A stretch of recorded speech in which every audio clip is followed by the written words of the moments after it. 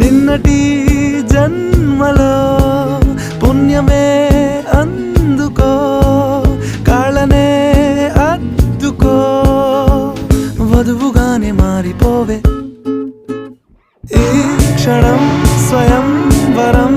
ఇవాళ సంవరం